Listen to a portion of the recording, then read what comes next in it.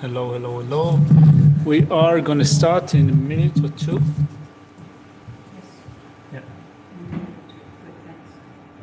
Thank you. So for those of you who are somewhere else in the US, preparing for the nice winter, up at Malene, somewhere else in Australia, I just wanted to let you know that it's foul here. The weather is foul. Hot. Yeah, hot. It is yet to get. It's foul down here in Sydney too. Oh, no, that's going to go in the next year.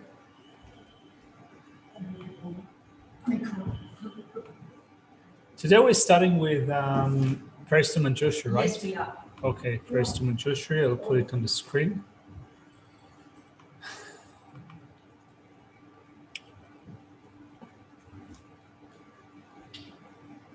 Okay, so Guru and protector, and Joshua, your heart is his heart, the scripture affects and body thoughts in whose understanding shine forth as the sun unclouded by defilements or traces of ignorance, who teaches and seeks to ways with the patient Father for his only Son.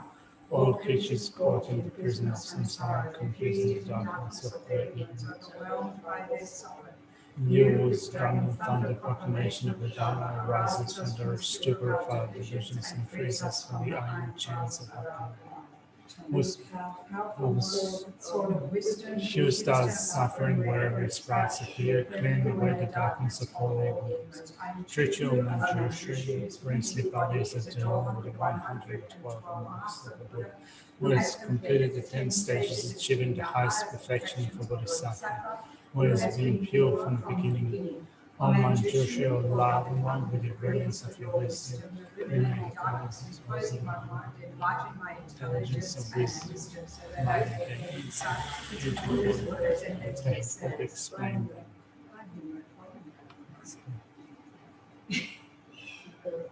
You go for refuge Until I am enlightened to the Buddha, the Dharma, and the highest ascended.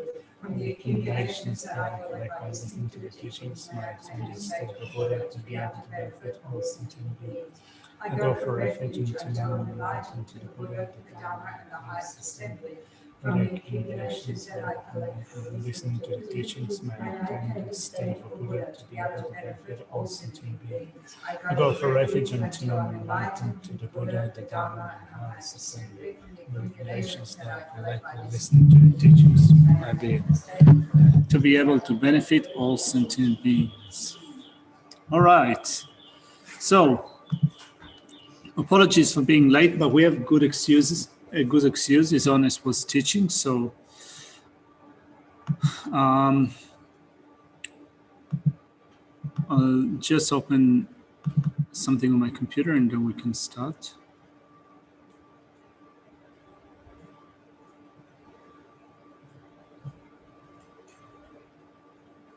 Okay.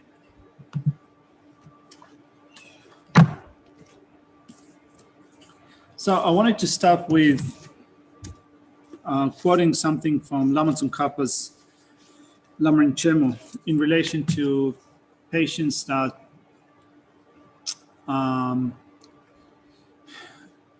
disregard, arresting fury when something hinders what you want, when you don't get what you want.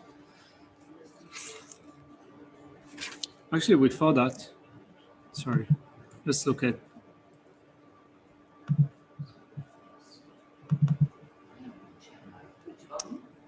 the second volume. All right.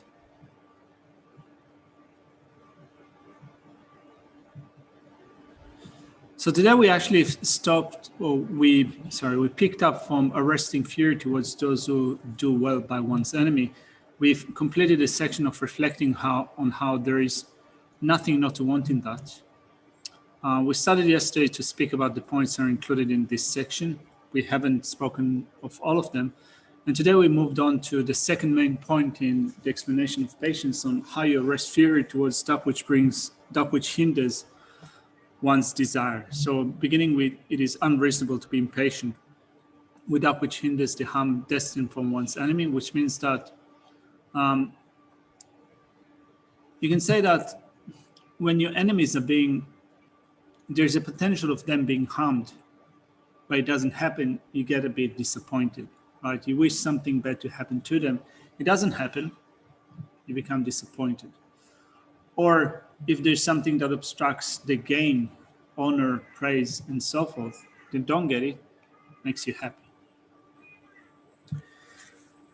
But before we get to that, I wanted to look at something that Lama Tsongkhapa says. It's in page 172 in the second volume of the Lamrim Chemo. I'll try to quickly find it on my computer. Just a second.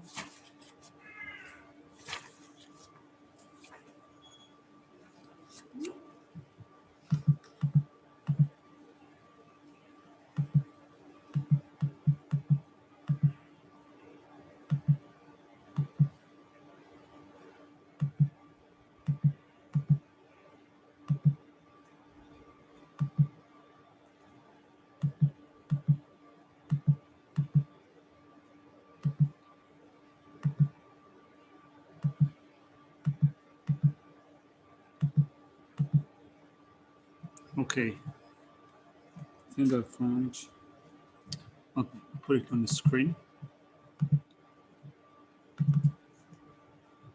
So I wanted to start with this section. Let's read it together. These instructions, the line of reasoning of the conquerors and the children presented above, provide the techniques for defeating your greatest enemy, anger. They involve arguing with your own afflictions and looking within yourself. When you analyze well, with discerning wisdom, and stop anger with many lines of reasoning, you prevent many different types of anger, and you become patient in many ways. Since this is an experience engendered by penetrating understanding that uses flawless reasoning to get at the meaning of correct scriptures, it leaves an extremely stable latent propensity, which means stable imprint in your mind. So first off, before we get to the next paragraph, I just wanted to bring it up because we're now looking at stopping anger or a sense of dislike when something good happens to someone that we dislike, to our enemies, or when harm is prevented. So I think that in the last couple of days, we have had discussions pertaining mainly to the elections in the US, but also we can think of world politics, what's happening at the moment on a global stage or kind of locally within us. And I think that provides the greatest challenge, one of the greatest challenges for us to work with. And when I came across this section in Lama Tsongkhapa's text, he said that actually you really need to think about it carefully, right? It's not an easy thing to do at all. It says this involves arguing with your own afflictions. Now, so we become resistant to that because we think that our anger is justified. So when we think of politics, we think that our anger towards the politician that we dislike is completely justified because they are indeed a horrible person. They are indeed inflicting harm on others, and they are indeed creating lots of problems for others, and therefore anger is justified. Hatred is justified. So here Lama Tsongkhapa says,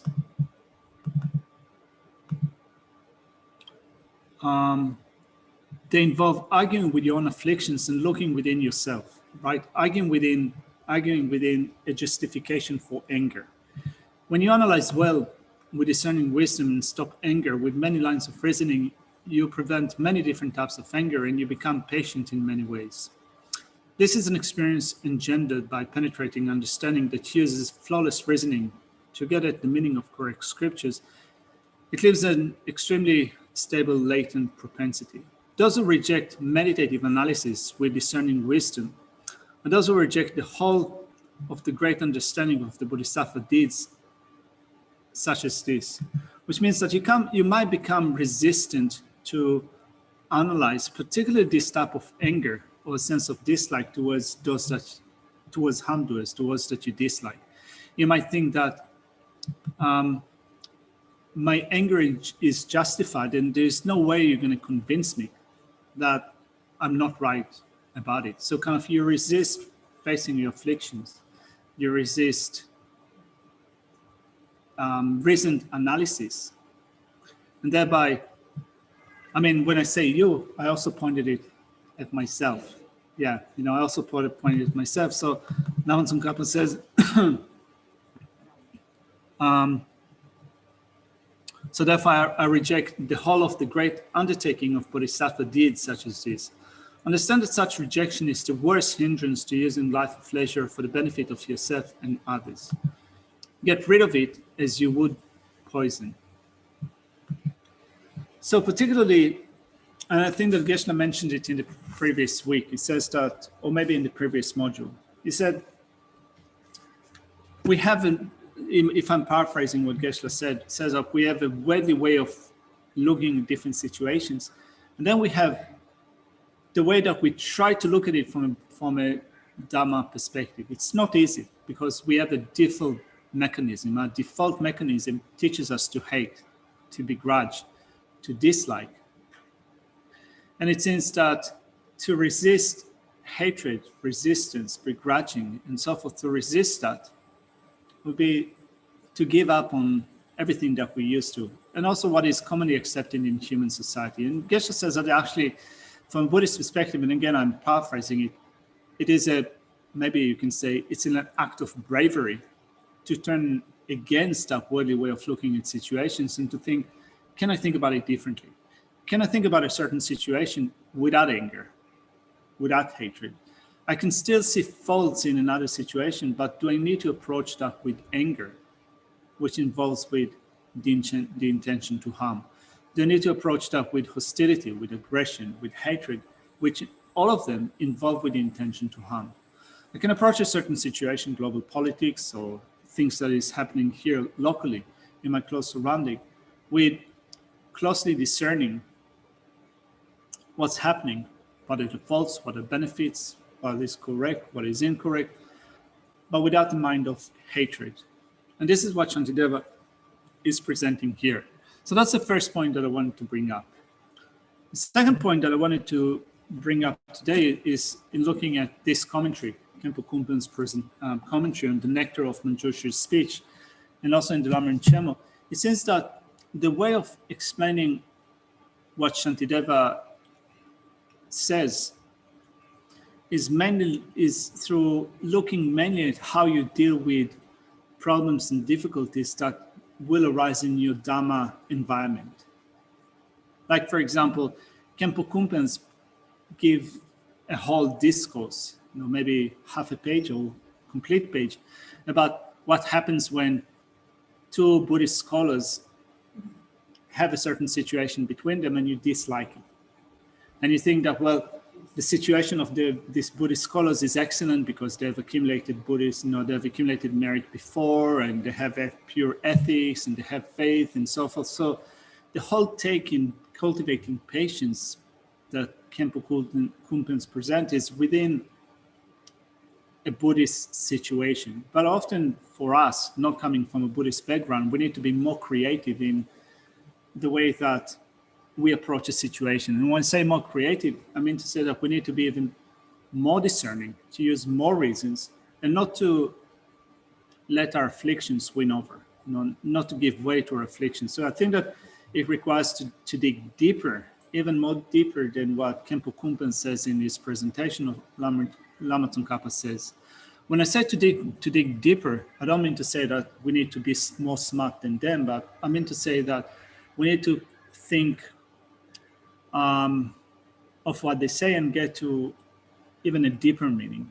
Well, I guess also what they're saying, they're using examples from their own context, so it makes sense we have to use examples from our context and apply it in our current situation. Yeah, so I'm just going to repeat what Chuki was saying. She said that both Lama Tsongkhapa and Khenpo Kumpens are using examples that are drawing from their own experience, from their own context, from their own environment and surrounding and so forth. So if they're doing it according to their context, we also need to then apply to our context. So it's not to say that they're not saying stuff that is not relevant to us. It is relevant to us, but we also need to be open to adaptations, and not to say that this is just too difficult and therefore it's okay to resent someone. So Graham is saying, we can still disagree with someone else's view about hating or getting angry. Is that what Shantideva and Tsongkhapa are getting at? I think that, yeah, I think that I agree with you, Graham, and I think that that's probably the outcome of the few discussions that we had yesterday, either during class or amongst us, and I think that also the days before. You can look at a certain situation and you can find faults in that situation. You can use discerning wisdom, to distinguish between what is right and what is wrong, what is virtue and what is non-virtue. So, for example, racist views, discriminating view, views that discriminate against women, gay people, black people, whatever. Those are things that, at least I think, that most of us condemn. If not all of us, I believe that probably all of us will condemn. So when you have someone promoting that or surreptitiously supporting that and refusing to condemn that, of course we find it faulty. So we disagree with those views. But then to wish harm upon that person is something that we want to avoid. So then we can resist those views. We can oppose these views. We can be vocal and express our disagreement with those views, but what we're trying to separate is between the person and the view. So we don't want to be angry or hateful towards the person, although it's very difficult. I mean, I find it difficult. I find it difficult to avoid a sense of disdain to Trump. I find it difficult. He's a good teacher. He's a good teacher, yeah. Actually, I can take him or leave him too. At the moment, I've got a big problem with Jerry Harvey. Who? Jerry Harvey. Who is Jerry Harvey? Well, I've only just found out he's the guy that owns Harvey Norman, and he's got this horse, like, I don't know, I'm going to share it. He owns this knackery in New South Wales. They're just, that's what it's called. It's like all the race horses that are just going there after they've won millions of dollars for people and then being used to breed, and then they just send them and they just shoot them there and then chop them, they don't die. It's just Horse racing and casualties. he's a billionaire, and Yeah. he just goes, oh no, So we have issues also with people that promote animal cruelty and so forth. So so we definitely take issue with that. But the whole point that Shantideva presents here is that from a Dhamma perspective, when you take issue with something like that, don't do it with anger. And this is the way to cultivate patience. I think if you don't do it with anger, you're more likely to get people to your cause. Yeah. And also, I feel like if we're engaging, wishing to engage in a certain path and ignore the situations in the world that doesn't feel right, you've got to be, I think you do have to be right. You can get riled, but it's not so much with anger. No, it's just pain, it's hurt. It's like, you just feel helpless to not be able to do anything. I mean, and how to discussion in the discussion group yesterday, we were talking about people those who actually people who their own grief, their own turn that around and used to be released. So from your own adversity to be just from your hate in your heart. So you said that yesterday in the tutorial you brought up this point of someone that was able to turn the grief into something that is beneficial to others.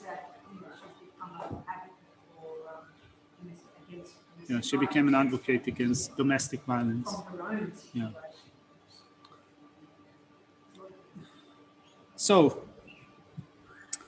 this is how I wanted to start today, just to kind of bring up those 2 points. And I think that sometimes then when you face a particular situation and you wonder, how do I deal with that? It's hard to, if you try to approach it with asking general questions, it's hard to answer them. If you look at a more specific situation, then you can find different points of view that you can adopt with respect to a particular situation. So this is, I guess, up to us as practitioners to try to do it. But I think that one of the most important things, as Lama Tsongkhapa pointed out here, you need wisdom. You need analyzing wisdom. If you chuck it out, you're not going to be able to make a progress. It's not, it's not enough just to say that I'm just going to ignore it and anger will go away. Or I'm not going to think about it and anger will go away. You need to kind of be active in thinking of reasons from different perspectives in order to make sure that you do not approach that situation with anger in your heart. So, having said that, sounds like I'm sermonizing, so I apologize for that.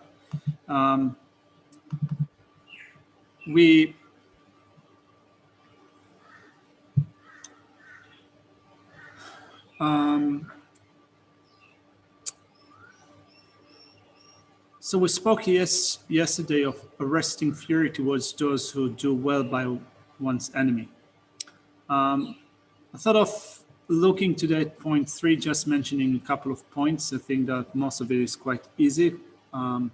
Let's start with that. So abandoning impatience with the accomplishment of material gain. I wanted to point out something with respect to verse 81. It is reasonable for oneself to enjoy sentient beings' accomplishment of material gain. It's part of reflecting on how it accomplishes one's own desire. Let's look at the verse itself.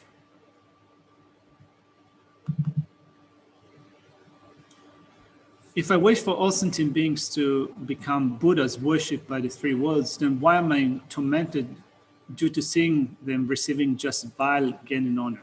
So I wanted just to kind of say something slight about this word vile here. In the other translation, it was, I think that it was translated as miserable. Sorry? Miserable. So the word in Tibetan is, for those of you who are interested, ngen ngon pa. It's a difficult, ngen ngon.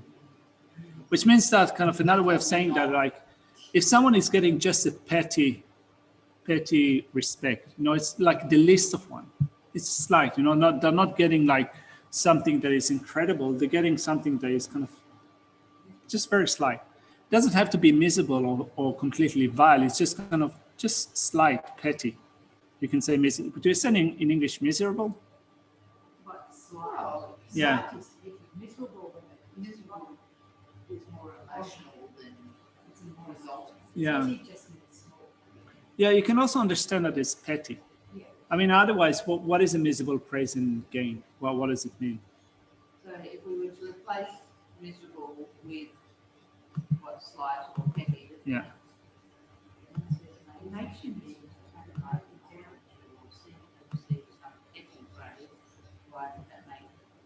I mean, it's like if someone is receiving kind of like a downgraded, low-end type of praise, gain, and so forth, why are you being happy about it? I mean, let alone being kind of completely worshipped and venerated, but, sorry? Insignificant. And I think that it happens, like, I guess, to us. There's someone that you dislike in your close surrounding, and someone says just a slight thing, good thing about them. They've done well that day. They were really helpful at the kitchen. They've done a great job on the website or whatever, what have you. You don't like the person, and kind of immediately you think that might be true, and then you bring up in your mind all the other things that you dislike about that person. So here, the whole take here, and also in the verses after that, is we're changing our mind from the viewpoint of someone that has, first of all, developed bodhicitta, has taken the Bodhisattva vow, made that commitment to work for the sake of others and to attain enlightenment for the sake of others. If anyone is receiving a good thing, if anyone is receiving a praise, if anyone is happy, you should be happy.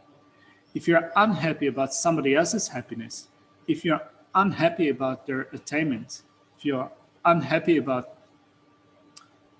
material gain and so forth, that is petty. This is going against your training, and therefore you're destroying your own bodhicitta, and you also create kind of your undermining your own bodhisattva vow. So this is, I think, the take that Shantideva takes here on those verses. So that's one point that I wanted to bring.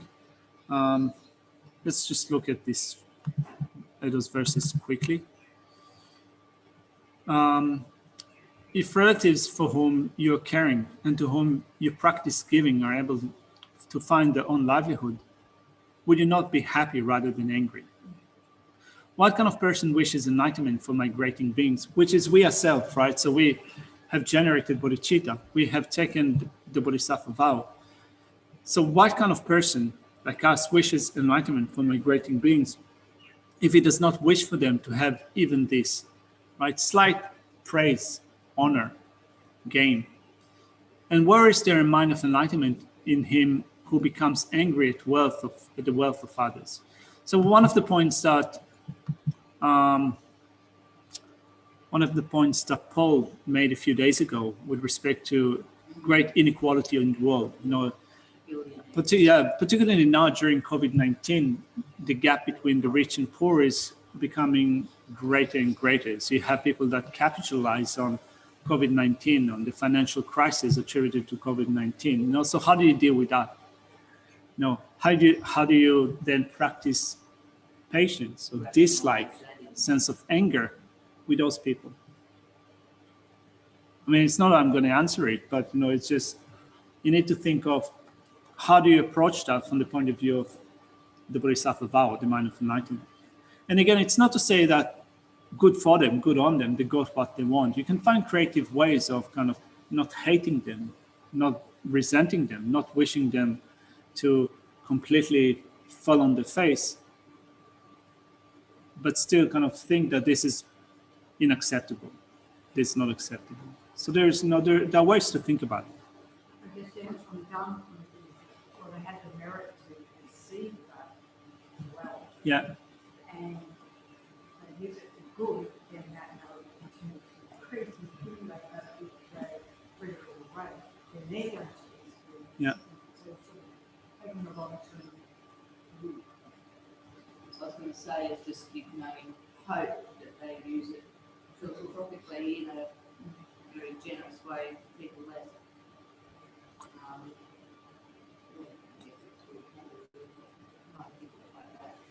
Yeah, so Chuck is saying that from the Dharma point of view, if they're really wealthy, that's a result of merit. What they do with that now might also determine the next lifetime. Like, for example, if they act negatively, and this is also what you say, Yeshua. It might contribute, they might, on that basis, accumulate negative actions that will result in future suffering. Interestingly, in Chandraketu's supplement to the Middle Way, he also makes that comment, and I think that is in the first chapter dealing with generosity. And maybe we've discussed that before, where he speaks of some enjoying the result of merit in terms of they have enough resources, but it's not necessarily has been accomplished with a virtuous mind. Like, for example, if you think, for example, I want to be a great benefactor so that a famous hospital will be named after me. Everyone will venerate me and honor me. I will be more famous than my rivals so that I'll get a better business. Right, so you could say in some sense it's like wrong livelihood.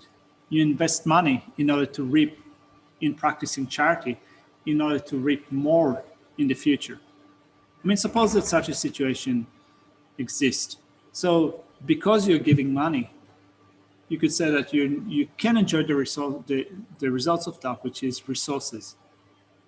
It doesn't mean, though, that you've done that with the right motivation. So you can end up, for example, in a miserable state of existence, but still be wealthy. Anyway, so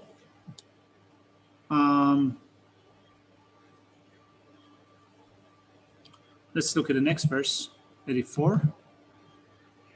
So it comes on a section of reflecting on how there is nothing to not want in that. When your enemies are doing well, there's nothing not to want in that. It is unreasonable to feel jealous for the material gain of honor. Khenpo Kumpan says with respect to that in his commentary, it's in page 218. So this is when I said that it brings up kind of a discussion about it from a Buddhist context. So it's not always applies to us, but I think that you can still work with that. So it says, when lamas and tulkus are jealous of each other and find it intolerable that others of their rank should be honored and served, resenting thus both the benefactors and the beneficiaries, they should counteract their mental attitude by consistently reflecting as follows. Whatever the horse or pack animal is gifted, do we give pack animals to each other? Probably we don't. Anyway, whatever pack animal is gifted. It depends on the culture. No, but here, do we give each other pack animals? Yeah, I want to give you a pack animal. No. I want to give you a yak. Anyway, Maybe. so I love that.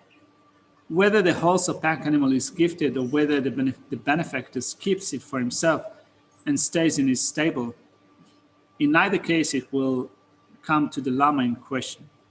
Whether the benefactor gives or does not give his horse to his rival, how can it be a matter of concern to the lama? What sense does it make for him to wish enviously that the horse goes not to his rival but comes to him? It would make more sense to rest in a state of indifference, right? Not to bother yourself with the business of others. So we haven't read through that verse.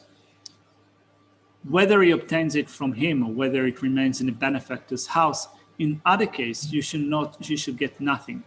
What is the use whether he is given something or not? Jealousy is poison, isn't it? So then it says in the next one, it is unreasonable to discard one's own qualities.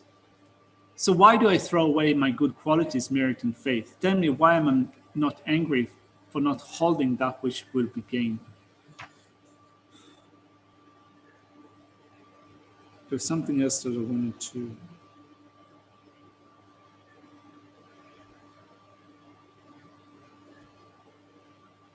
Because it says there that the voice of others love is the biggest and the present devotion to the discipline. So there was a point from that section that I think I wanted to make, but I can't remember what it is. Maybe I'll read through that and we'll see what it is. If you, that next verse in Matthew 3 there followed for that 185. Yeah. Yeah, so it says, we get angry out of jealousy when others acquire possessions, and we wish even more of them for ourselves. But the cause of others' wealth is the previously accumulated merit, the present devotion to the Dharma and the teachers, and the qualities of learning and discipline. So, their present yeah. devotion to the Dharma. I mean, when you think about it, Well, lamas and tukus, we're Yeah. talking The about lamas and tukus, yeah. jealousy between lamas and tukus, Oh, so their yeah. present devotion Yeah. and their benefactors who are sponsoring Yeah. their. I see the jealousy. these are the sort of qualities that benefactors appreciate, and this is why such people are sponsored, right? So someone has devotion to the Dharma and to the teachers. The qualities of learning and discipline are great. These are the qualities that sponsors like or benefactors like. So what can you say about it? We can too accumulate merit by making offerings and giving alms and so on. But we can inspire clear confidence in others through the strength of our faith in the Dharma and the teacher, and through being quiet and disciplined, thanks to the practice of mindfulness, vigilance, self-scrutiny, self-scrutiny, and carefulness. We may also possess a pure observance of monastic discipline. Through our study of the teaching, we too can acquire the skill to discriminate properly between what is to be done and what is to not be done. And we too may soften our heart with compassion and bodhicitta. And as a result of all such qualities, we too may discover an effortless source of provisions. Why in our jealousy do we find such causes of wealth so intolerable when they occur in others? Why, by a resentment, do we cast these same causes so far away from us? On the contrary, we should grasp them we should grasp them to ourselves. Indeed, if we wish to enrich ourselves by every means, Why are we not angry with ourselves for not seizing upon such causes? For they are what benefactors regard as the most worthy reason for making offerings, and are thus the source of abundant wealth. We should blame our own jealousy. We should resent ourselves and no one else. So again, really good. sorry? That's really good. And that vigilant self-scrutiny, that's the bit that you were saying before about actually having to, what was it, our own? Look at your own fault. But the way you said it, So it says, this section says, we can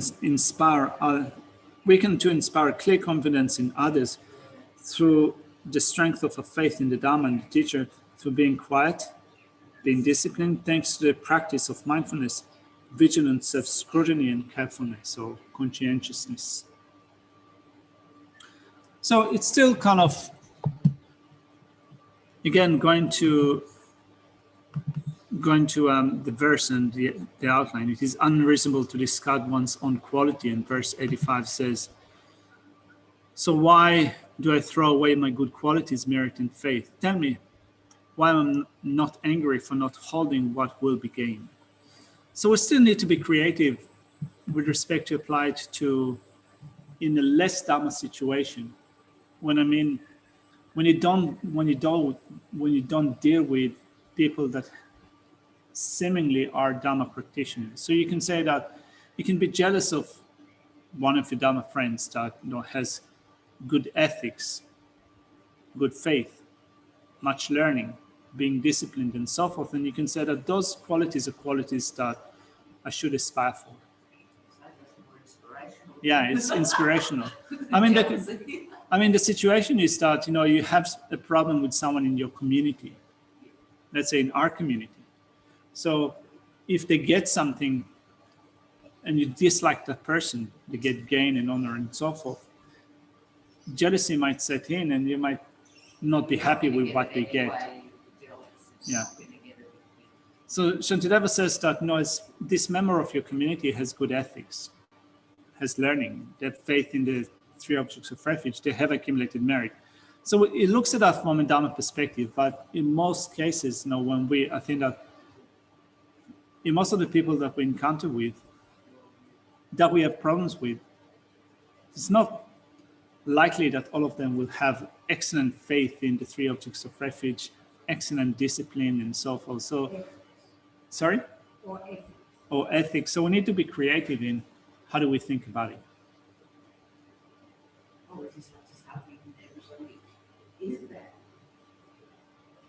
Well, we need to certainly be looking for the good qualities of others rather than dwelling on the faults, as Geshe, I think, pointed out today.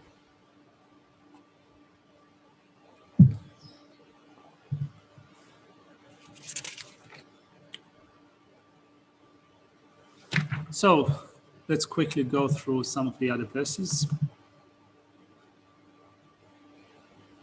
So then today we started with verse 86. Not only do you not have any sorrow for having committed negativities, do you wish to compete with others who have created merit? I think that it's going in the same vein.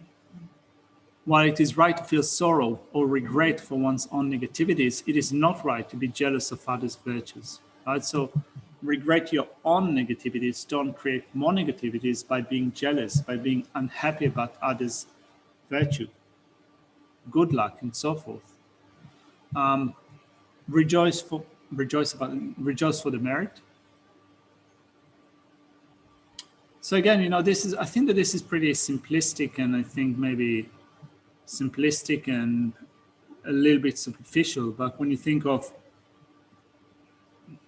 someone like Trump or anyone else, for that sake, that you think that they have a lot of power,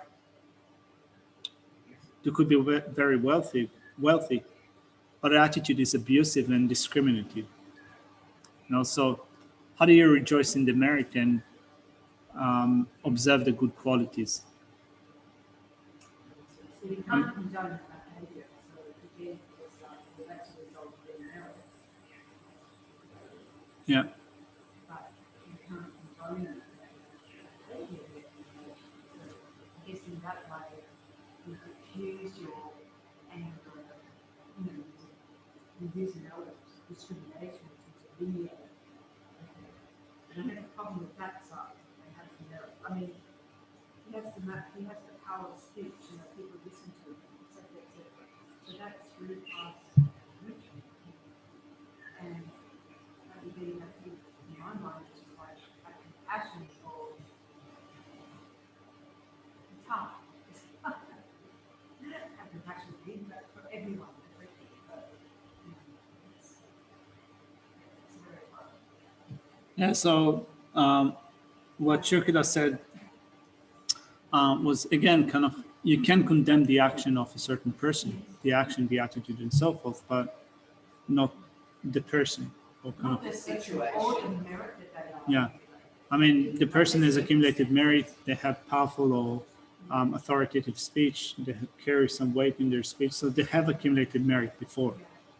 When you look at it from the Dharma perspective, this is a result of that, which is also, when you look at the presentation of karma in the Lamrim Chemo, there's a presentation of, first of all, the 10 paths of actions that explain non-virtues. And then it is said that there's the opposite of them, the 10 virtues. So particularly when you practice the opposite of the virtues, the non-virtues of speech, the opposite of lying, speaking truthfully, the opposite of divisiveness, harsh speech, and idle chatter. When you practice the opposite of them, you also develop a certain authority. And then there are the qualities of fruition, which means that, having practiced, having guided karma in a really good way, having developed good ethics, good morality, you develop those qualities of fruition, and one of them is having authority, wielding power over people. So then you can look at someone that has great power. In this life, they might be unethical. They use the power in a way that is detrimental. They use the power in a way that is abusive to others. But still, from a Buddhist perspective, when you look at carrying some power, you can say that could be a result of having done positive things in previous lives. It's quite difficult to think about it, isn't it? It's also coming back to Shannon Garrett says elsewhere, you can do something about the situation, do it. You can do something about it, do it. Like, we do have that commitment in our Bodhisattva. If we can prevent someone, and you can say, how did I do it? Yeah. And come to an end. But we comment for awareness, we can use analogies in a skillful way, not in that angry way. We are looking also at the secondary offenses with respect to the Bodhisattva vow, and I'm saying that with respect to the point that Churki has made. So we're looking at the secondary offenses, and one of them was not doing enough for the sake of others, out of laziness or out of bitterness, out of being angry. So if there's something that you can point out, say that this is not fair, this is not right, you have, and you can do that. If you do not do that because of laziness or anger, that's a secondary offense. So we can point it out, right? We can criticize that, we can condemn something. And sometimes if we have the ability to do that, and we don't do that, it's a secondary offense.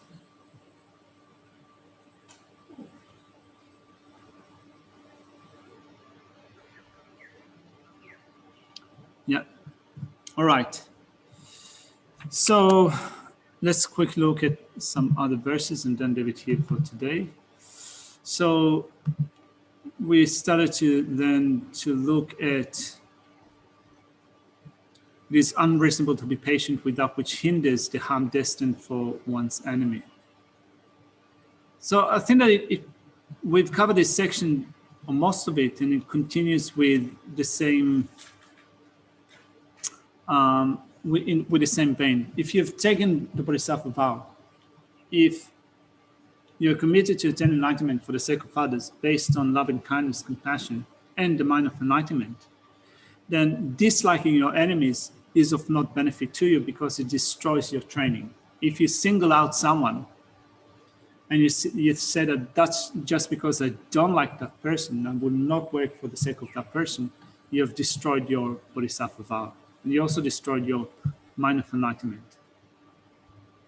And also, as Shantideva says, so disliking enemies is of not benefit to oneself. Let's quickly read through that. What verse is it? 70. Even if your enemy is not joyful, what is there for you to be joyful about, right? So if something bad happens to your opponent, to your rival, to your enemy, someone that you dislike, if they're unhappy, why are you happy? I mean, of course, if they were intent on creating damage and they weren't successful, and because of that, you're happy, then you can be happy about not inflicting future damage. But don't be happy about the misery of someone else. If someone loses the election and they become depressed, don't be happy about the depression, but you can still be satisfied that further damage has been prevented. Your mind merely wishing did not cause that person to be harmed. I think that's very clear. Kind of just wishing ill to a certain person, just with your mind resenting that person and so forth, doesn't really change that person. It doesn't change the person that harms you. It harms you, and this is what we also said in class. It harms you, it harms your Bodhisattva vow, you accumulate negativity, you accumulate non-virtue, and the harm that you experience is much greater. Yeah.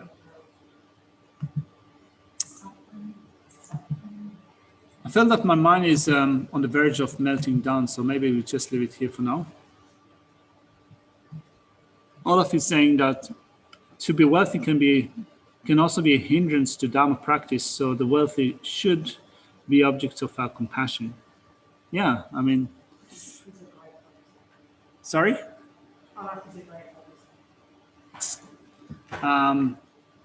Certainly being wealthy can be a hindrance to Dharma practice. I think that probably when you look at our society, which is more affluent than other societies, we're so used to comforts and object of the senses and so forth that it's really difficult to inspire great effort, great practice. Being able to deal with difficulties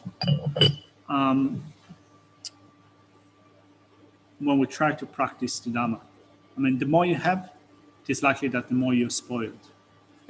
So yeah, definitely could be an object of compassion. Let's leave it here for now before I completely die.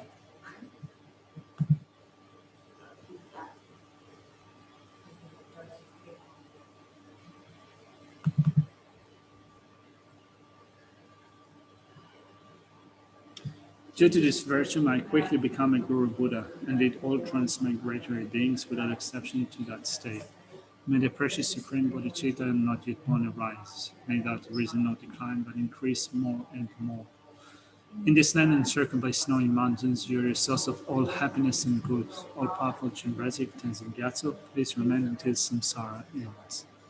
You uphold the subdued moral way, serves the bountiful birth of sustaining, preserving, and spreading Marjana's victorious doctrine, who masterfully accomplishes magnificent prayers honoring the three jewels. Protector of myself and others, your disciples, please live on. Thank you. Thank you. Thank you, Carson.